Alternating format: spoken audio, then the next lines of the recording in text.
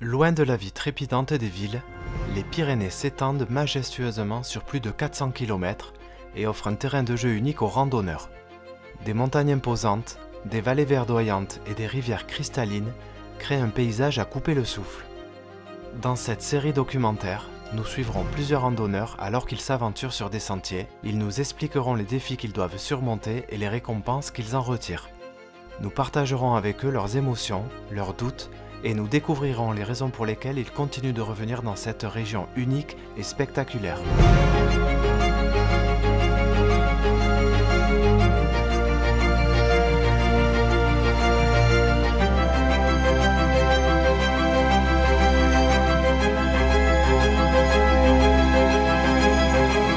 Bienvenue dans Pyrénées, terre de randonnée.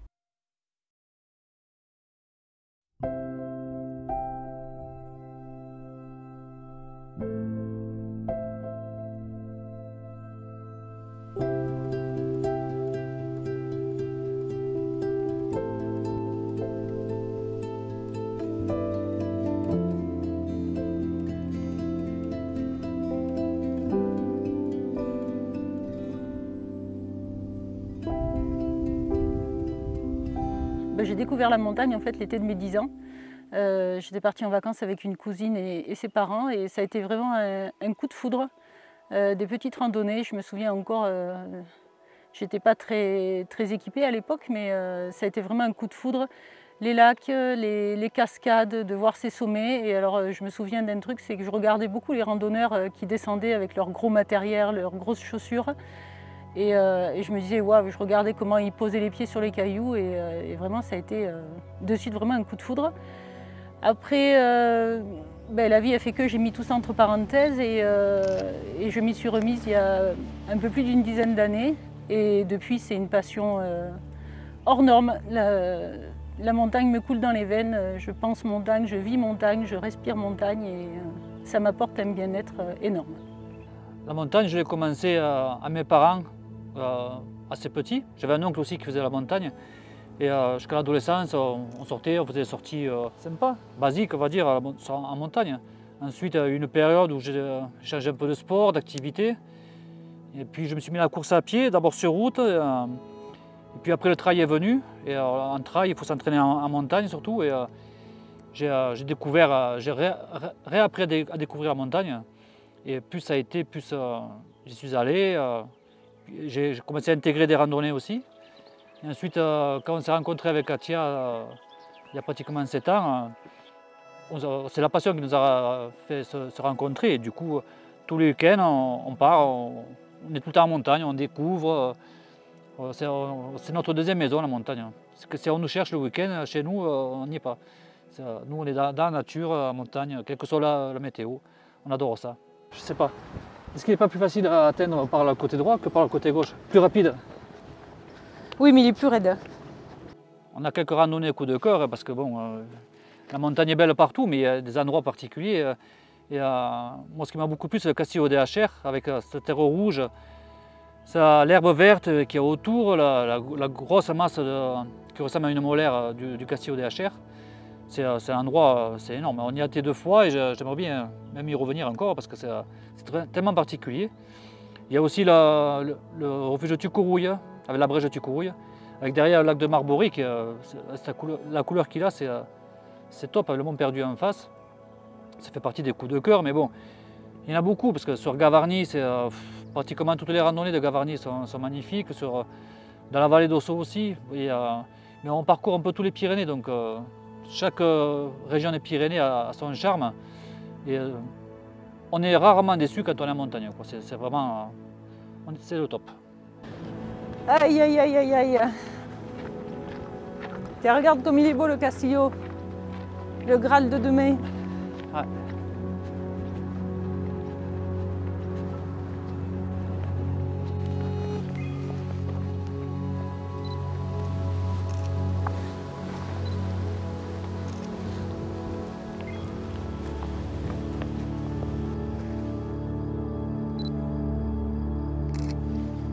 Tu vois ta coucou? T'entends les grillons? T'as vu le manche de la pelle? C'est une branche. Regarde le manche du balai, c'est pareil. Une branche qui a été taillée dans la... C'est chouette, ouais. C'est beau.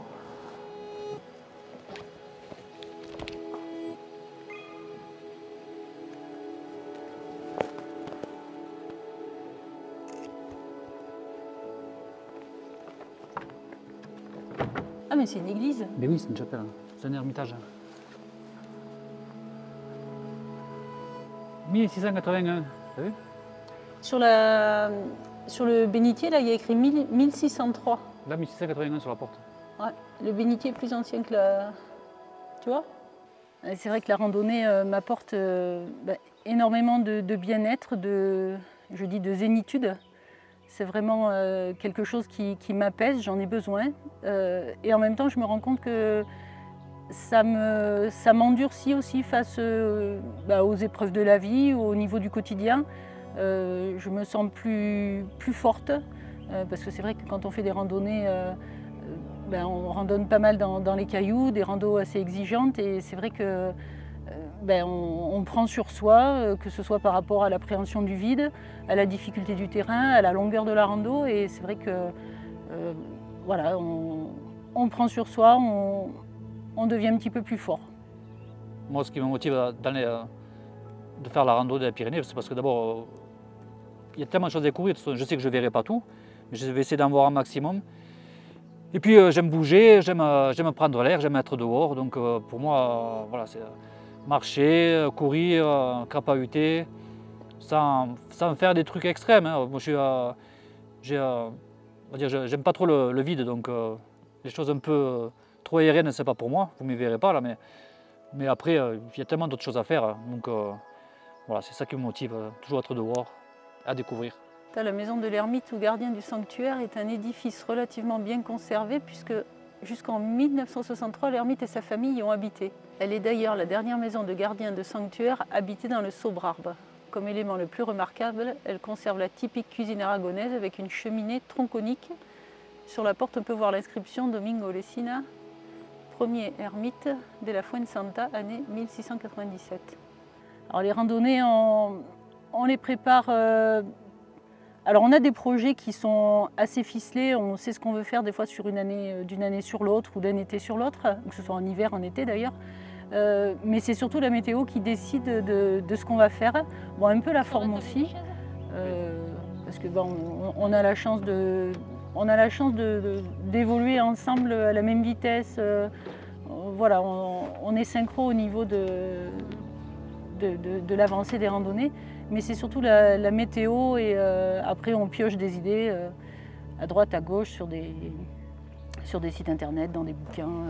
On regarde beaucoup les cartes IGN, on travaille beaucoup avec les cartes IGN, on essaye de se repérer des sentiers, on calcule avec d'autres logiciels la durée, le kilométrage.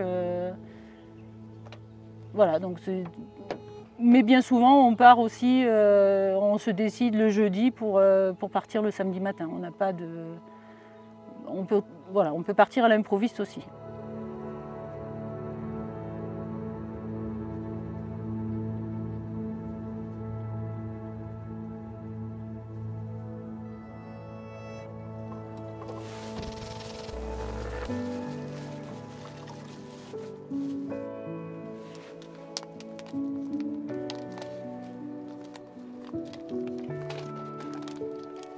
C'est frais. C'est bon.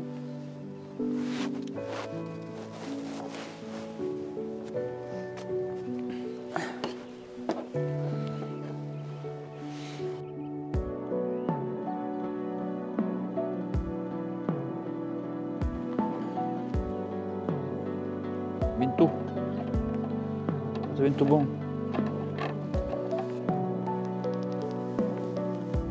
Bon, brossage de quenottes.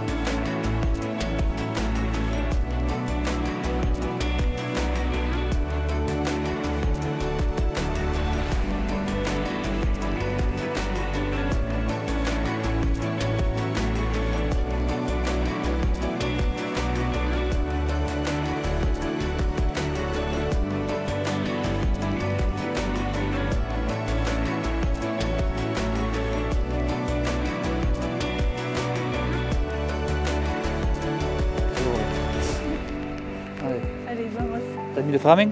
Oui. Allez, c'est parti. Bon, on a fait même pas 100 mètres de route et donc on quitte la route. Alors c'est vrai que pour faire de la randonnée, après, bon, on commence à avoir un peu d'expérience quand même depuis le temps qu'on pratique. Alors les conseils pour quelqu'un qui voudrait randonner, qui voudrait commencer à randonner, être bien équipé au niveau des chaussures déjà, c'est très important d'avoir une qualité de chaussures par rapport à la roche, enfin, selon le terrain qu'on veut faire, mais c'est vrai que quand on sent les cailloux, les aspérités du terrain à travers la semelle, c'est pas agréable, on peut vite souffrir et les pieds c'est important quand on randonne. Après, être bien équipé, avoir toujours un fond de sac avec des couvertures de survie. Moi j'ai 2 couvertures de survie au fond du sac, des pansements, des lastos, enfin une petite kit de médicamenteux on va dire aussi, des antidouleurs ou autres. Une veste de pluie systématique qui fait aussi coupe-vent. Une polaire et puis quelques barres de céréales, des fruits secs et de l'eau surtout. Voilà, une casquette, des lunettes, voilà, c'est le b.a-ba pour démarrer en randonnée.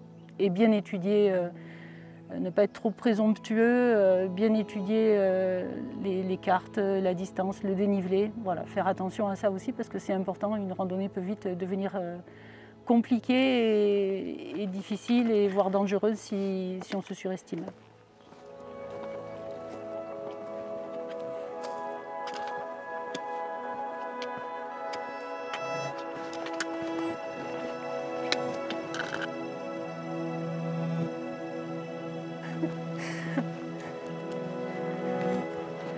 Je suis mon bâton qui est resté coincé.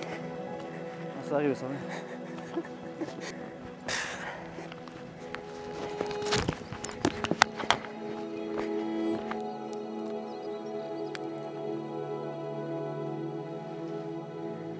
Les réseaux sociaux, c'est bien parce que là, ça permet de partager.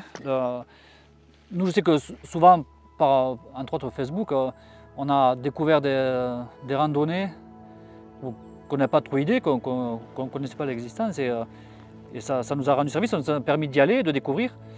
Après, d'autre côté, c'est un peu néfaste aussi parce que du coup, ça attire le monde et puis tout le monde veut faire sa photo.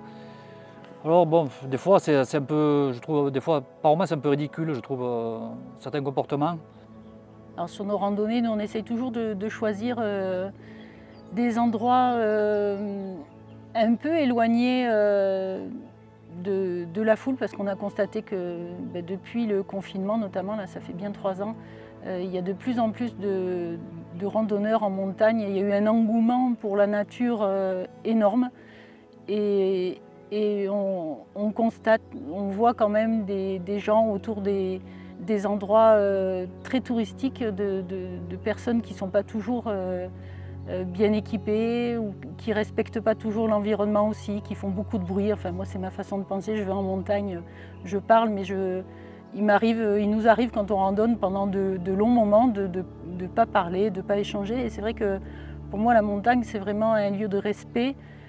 Que ce soit par le bruit, que ce soit des déchets qu'on peut trouver. Bon, il y a très peu de déchets, mais je pense au papier, au Kleenex, voilà. Donc, Des moments forts, oui, il y en a quelques-uns plus forts que d'autres. Comme je disais, moi je ne suis pas trop adepte des falaises, du vide. Et pour certains, le pic d'Ariel n'est pas un sommet hyper difficile, mais pour moi, ça l'a été. Je l'avais fait une fois, j'avais renoncé à 30 mètres du sommet parce que la verticalité m'avait fait, voilà, j'étais pas bien. Et on y était une seconde fois et là j'ai réussi à aller jusqu'au bout, jusqu'au sommet. Et c'est vrai que l'émotion était très forte parce que j'ai vraiment pris sur moi pour monter et je suis fier de l'avoir fait. Alors, comme je dis, pour certains c'est rien ce sommet-là, mais pour moi c'est beaucoup. Et je sais que celui-là je l'ai fait, je ne pense pas le refaire parce que je l'ai fait. Et voilà, ça fait partie des moments forts ouais, où j'ai eu un mélange de joie, mais de beaucoup d'émotions, de peur aussi, parce qu'à un moment donné, je savais qu'il ne fallait pas que je fasse une erreur. Donc voilà, ça fait partie des moments très forts. Je pense que c'est un des plus forts moments comme ça. Après, j'ai eu un, mais c'est différent. C'était pour mes 50 ans, mais là c'était différent. Katia m'a offert une nuit au pic du Midi, Et là, ça a été un moment très très fort aussi parce que j'en rêvais, passer une nuit entière là-bas avec tout ce qu'on peut nous apprendre, nous montrer. C'était un très très grand souvenir aussi, un moment très très fort.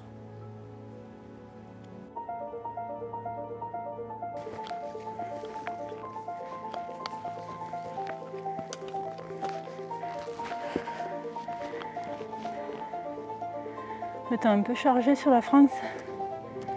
On dirait qu'il pleut même.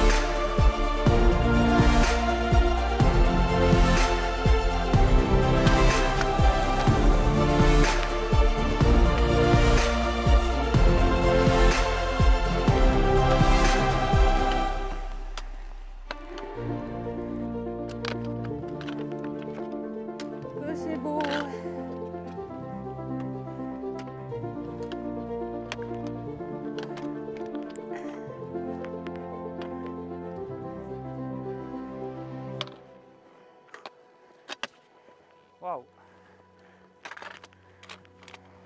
Waouh, waouh! Ouais, grandiose. Attention là, ici.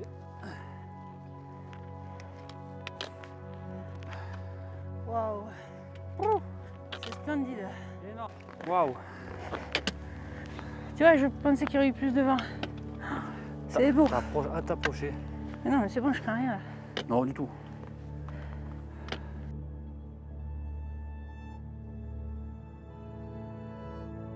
Dans 10-15 ans, j'espère pouvoir continuer à faire la montagne. Alors peut-être pas ce que je fais maintenant parce que j'aurai peut-être un peu moins la forme, quelques douleurs supplémentaires. J'en ai déjà quelques-unes douleurs. Mais dans 15 ans, j'espère pouvoir encore continuer à faire la montagne. Après peut-être faire des choses plus faciles, plus courtes, mais ça sera toujours de la découverte. Peut-être des randonnées faciles qu'on ne fait pas maintenant, mais qu'on fera peut-être plus tard parce qu'on ne pourra pas monter plus haut, ni faire des sorties trop longues. Mais ce que j'espère, c'est pouvoir toujours, dans 15 ans, pouvoir toujours continuer de bouger et j'espère toujours découvrir de nouveaux endroits. Peut-être moins haut, moins rude, mais même en bas, c'est joli aussi. Alors, des moments émouvants, il y en a eu en montagne, oui. Il y a beaucoup d'années, il y en a eu beaucoup au final, je me rends compte. Mais un qui m'a beaucoup marqué, ça a été ma première montée au Vignemale. La première fois que je mettais des crampons, première fois que je mettais le pied sur un glacier. C'était vraiment, c'est un sommet emblématique. Et il y a une autre fois aussi au niveau de l'Aneto, c'est pareil, ce fameux pas de Mahomet. Et là, j'ai dû débrancher le petit truc à l'arrière là pour passer ce fameux pas de Mahomet. Et quand je suis arrivée de l'autre côté, je me suis mise à pleurer comme une gamine, de stress, de joie, voilà, tout un tas de sentiments qui sont montés en même temps. Et il a fallu repasser, et pareil, j'ai repassé le pas de Mahomet en étant ultra concentrée. Et arrivé sur l'avant-sommet, c'est pareil, j'ai refondu en larmes, mais c'est vrai que ça reste des moments. Mais après, il ne suffit pas de faire des. Je parle de ces deux sommets parce qu'ils sont emblématiques, c'est des bons souvenirs, mais il y a plein d'autres moments où voilà, l'émotion me gagne. On est garé. Une voiture qui arrive d'ailleurs. Pas sur chaque randonnée, parce que toutes les randonnées, voilà, on fait des randonnées pour découvrir et autres, mais il y a beaucoup de randonnées qui m'émeuvent parce que c'est beau. Voilà, les paysages.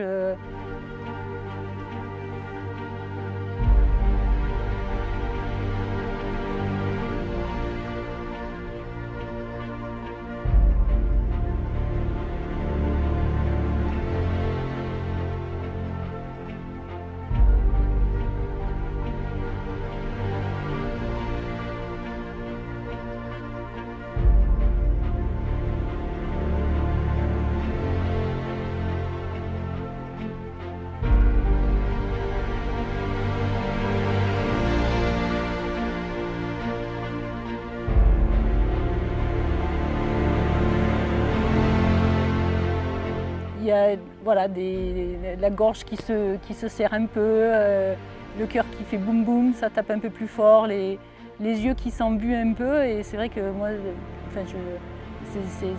c'est une passion, la montagne, vraiment c'est une passion. Je fais ces vidéos par passion, j'y passe du temps, mais je revis les randos.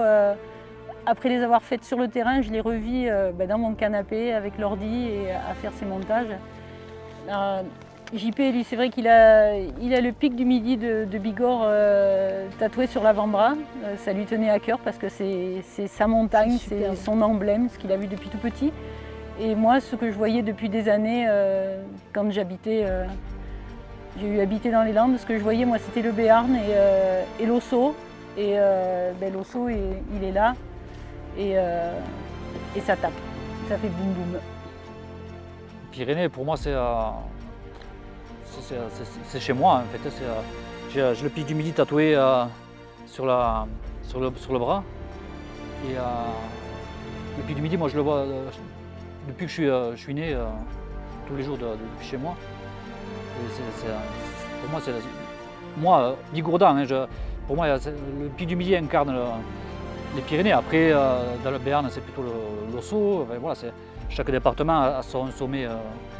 Mais les Pyrénées, pour moi, c'est tout. Il y a d'autres montagnes ailleurs qui doivent être aussi belles, c'est sûr. Hein. Mais pour moi, les Pyrénées sont assez vastes. Et on va le sommet là-bas pour faire tout ce qu'on a à faire jusqu'à la fin de notre vie. Parce que, comme je disais auparavant, on ne pourra jamais tout voir. Donc surtout en plus, si on passe côté espagnol, ça agrandit le terrain de jeu et il y a tellement de choses à voir, c'est énorme. Donc pour moi, les Pyrénées, c'est ma vie, c'est là où je suis né. Puis on verra pour le reste.